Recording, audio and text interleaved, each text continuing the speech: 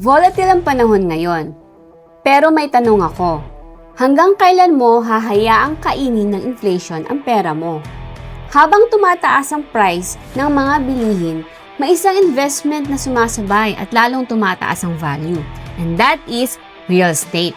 Imagine this, tumataas ang property value mo over time.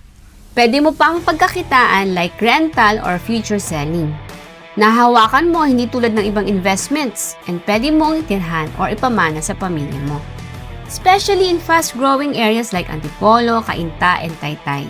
Tuloy-tuloy ang development kaya mataas ang potential for appreciation. Hindi na nadagdagan ng lupa, pero ang demand pataas ng pataas.